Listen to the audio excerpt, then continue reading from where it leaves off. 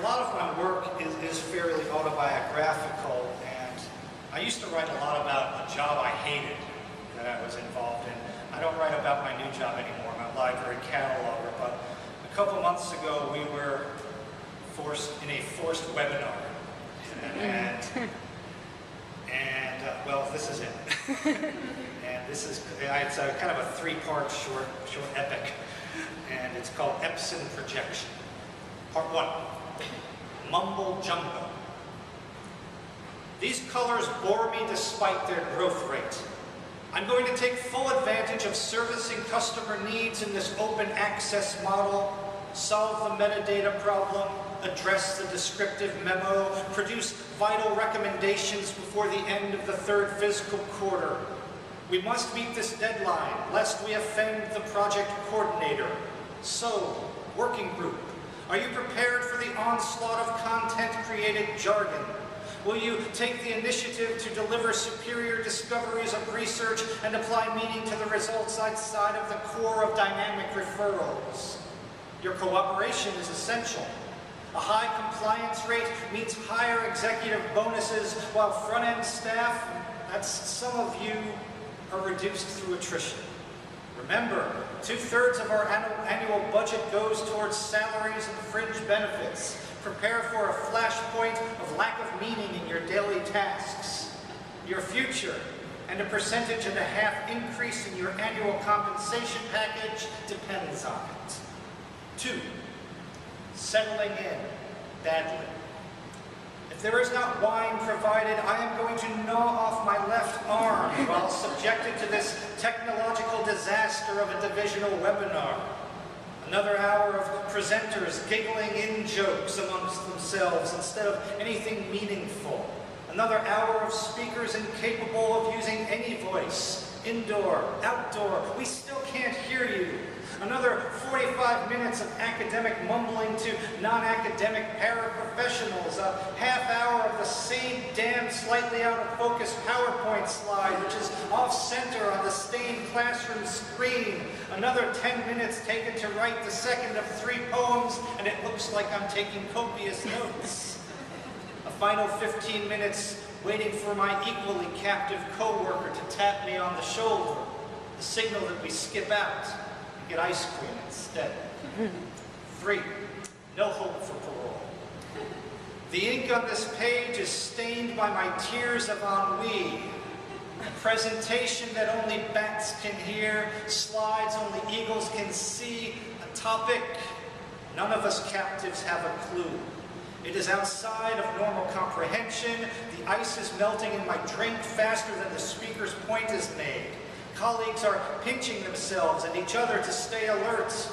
3 seats to my left, I see a forehead touching down on tabletop. I am paying close attention to the process of melting ice. Cell phones are slyly checked. I write a poem that has melting ice as metaphor.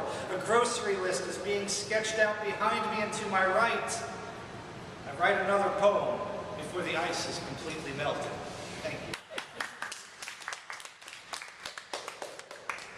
This one I wrote especially when I found out the theme of superheroes and kryptonite. I jumped on one of those and I wrote this just for tonight. This is also brand new. It's called With Kryptonite as Prop. My lack of unhealthy attraction to a creative and electrical current of women who were theater majors went on for years. A miserable failure of teenage bachelorhood with live concerts provided by Asia, Joe Jackson, Elton John, and Quarter Flash. If I spotted a cute girl in the college dining hall, she'd be a set designer for the children's hour. Thumbing through the library card catalog across from me, she was in the chorus of Dear World. Sitting next to me in Chemistry 101, the star of Barefoot in the Park. All of the horrible pursuit fireworks gone wrong that ran through me went unrequited, unspoken. I knew my first high school crush was special, as all first crushes are. That she eventually played the lead in Phantom of the Opera on Broadway did not surprise me, but this addictive magnetism continued for many more opening seasons than it should have. Injected me with Tony Award poisoning right after my first divorce. On the first date of being newly single, the musical Big River was playing in the park while my brain was frying in disbelief that I was torturing myself again. I wanted to sail downriver with Huck and Jim instead of finish this embrace goodnight of bespectacled dramaturgy futility. She was 5'2" with green-eyed cuteness, but why couldn't I fall for an administrative assistant or non-toxic web designer? Anyone to break me from emptying 12 backpacks of beer in denial. Barley, hops, and water were not an anecdote to personal torture, a craving for punishment that stopped when I realized it was safer to watch the drama and create it. And to stay far away from writers, too.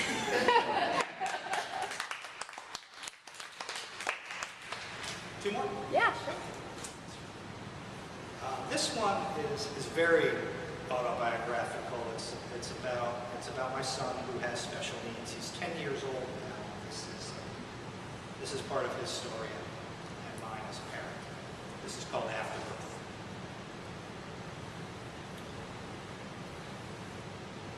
A neonatal intensive care unit is an uncommonly quiet floor.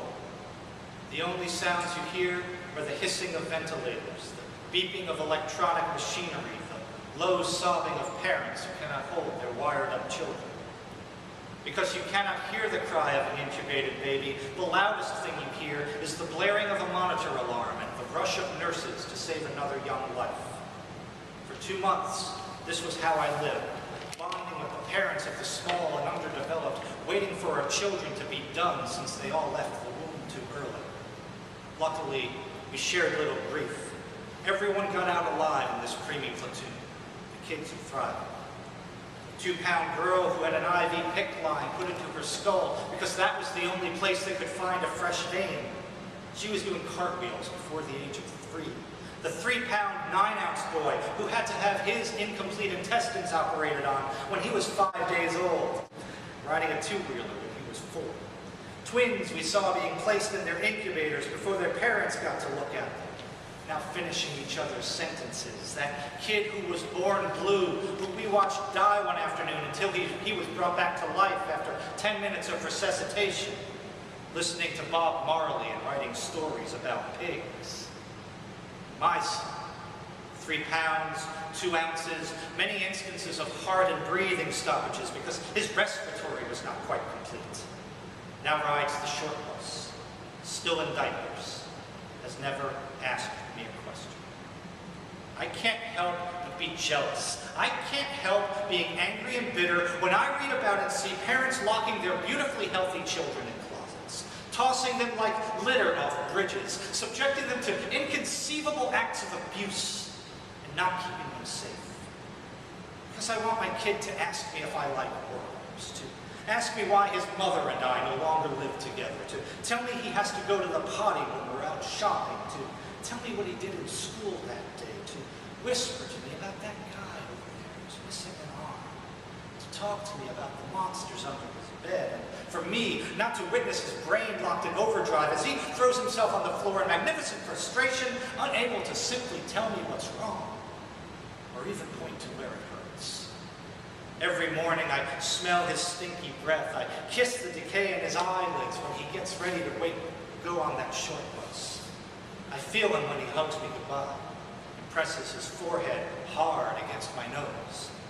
His embrace shows me more about love than any words he can tell me.